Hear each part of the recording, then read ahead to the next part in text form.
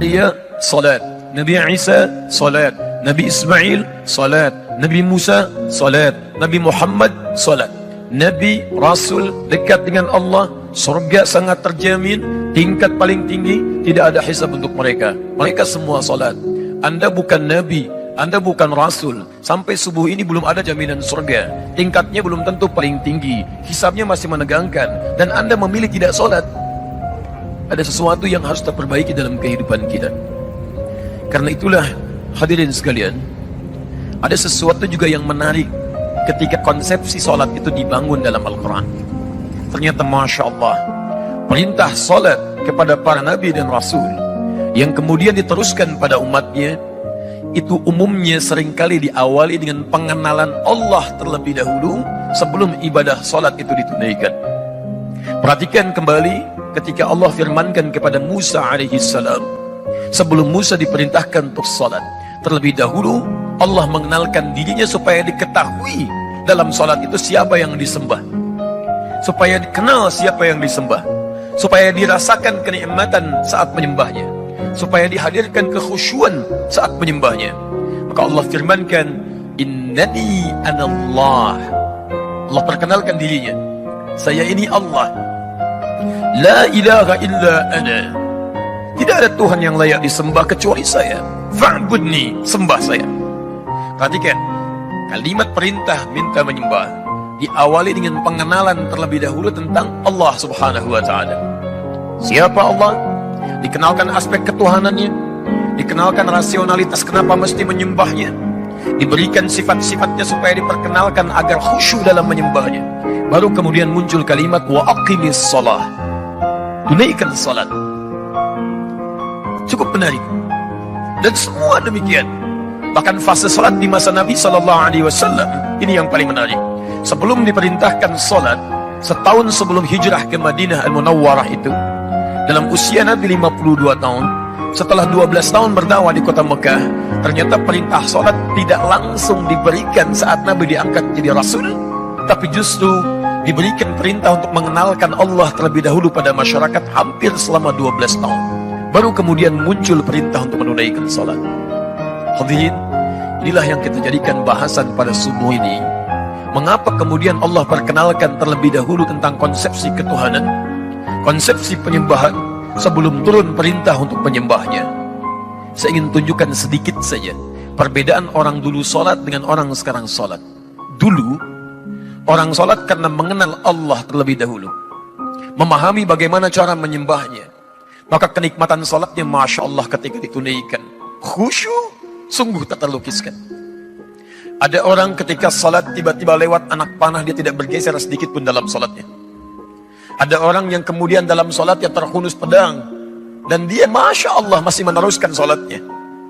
Ada orang ketika dalam salatnya terkena duri, sebelum salat durinya akan dicabut, Masya Allah dia masih merasakan kesakitan.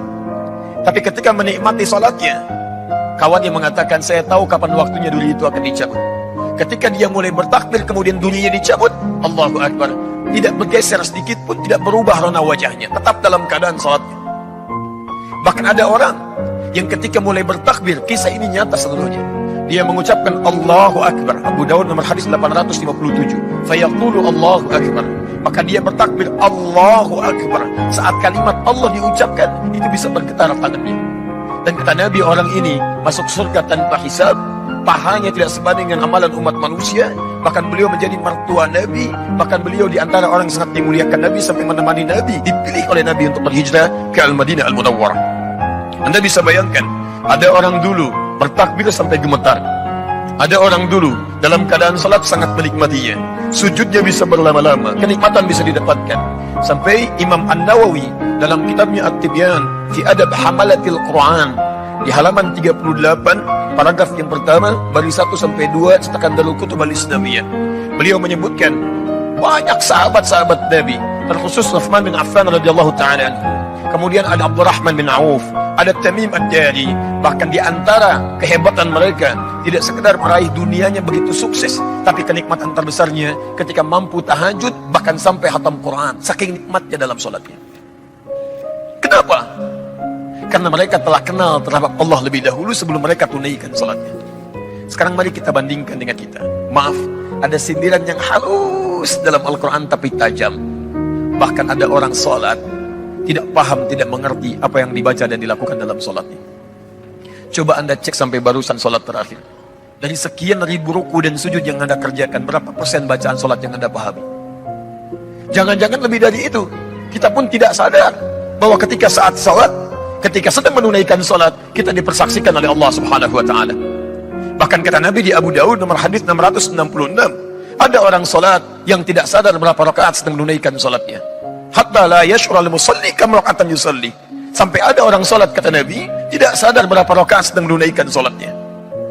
Orang dulu, saking nikmatnya, rakaat pertama sholat subuh sujudnya begitu berlama-lama, karena kenal dengan Rabbnya.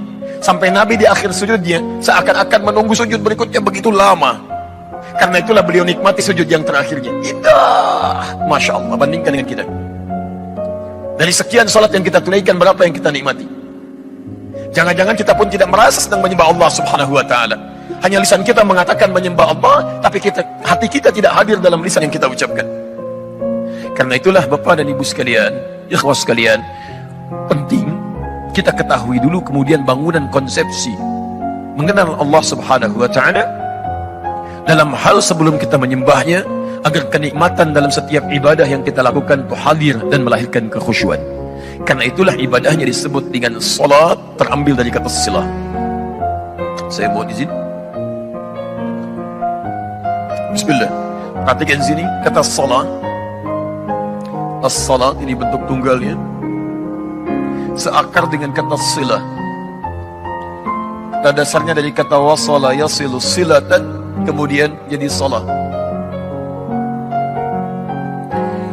Wasala yasilu silah, sesuatu yang sampai atau terhubung dengan erat, hubungan yang erat yang sulit untuk dipisahkan. Silah. Anda pernah dengar istilah silaturahim? Silaturahim, hubungan kasih yang sangat erat, yang sulit untuk dilepaskan.